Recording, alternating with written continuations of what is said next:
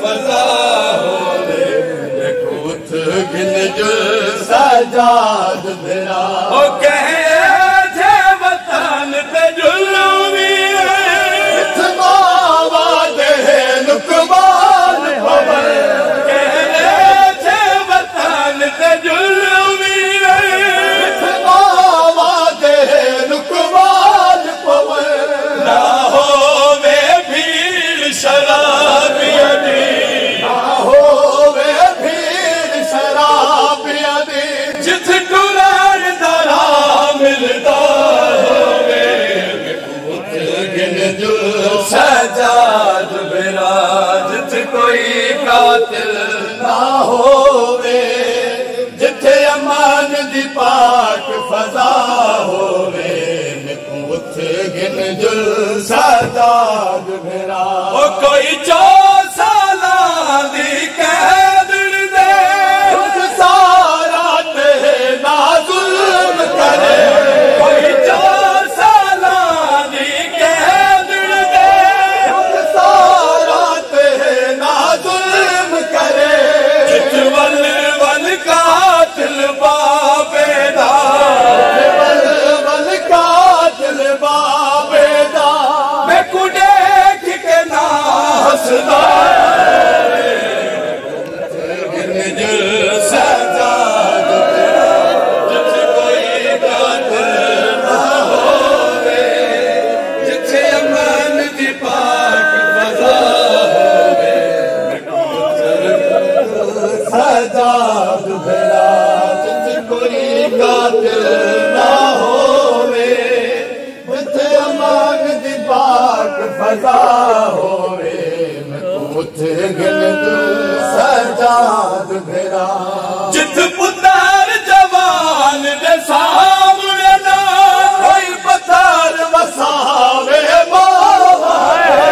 जिथ पुत्र जवान दे सामने ना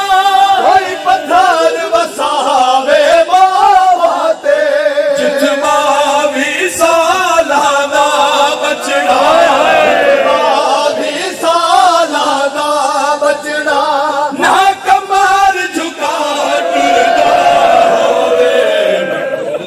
गिन जो सजाद भेरा जिथ कोई कातिल ना होवे जिथे अमान दी पाक फज़ा होवे गिन जो सजाद भेरा जिथ कोई कातिल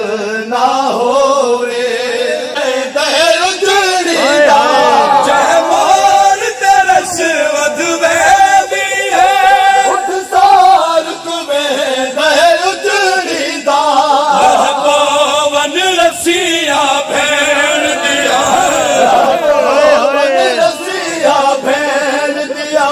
जित साचा बड़ सोखा कुत गिन जो सजाद भेरा जिथ कोई कातिल ना होवे जिथे अमान दी पाक फज़ा होवे कुत गिन जो सजाद भेरा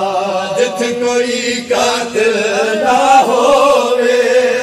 जिथे अमान दी पाक फज़ा होवे कुत गिन जो सजाद भेरा ओ ते कुबीर दुआ वादे बीरा सल्ला पावल जंजीर तेरे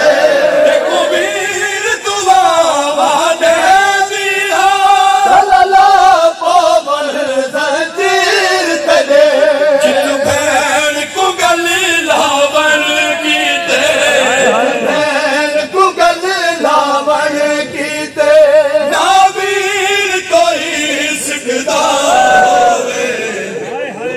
गिन जो सजाद भेरा जिथ कोई कातिल ना होवे जिथे अमान दी पाक फज़ा होवे कुत गिन जो सजाद भेरा जिथ कोई कातिल ना होवे जिथे अमान दी पाक फज़ा होवे पुत घिन जो सजाद भिड़ा ओ किताबेर वसीम सकीना ने सजाद भिड़ा में कुआसरा दे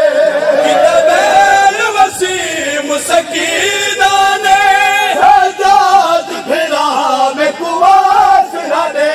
मेरे पैरा विच थी जख्म गए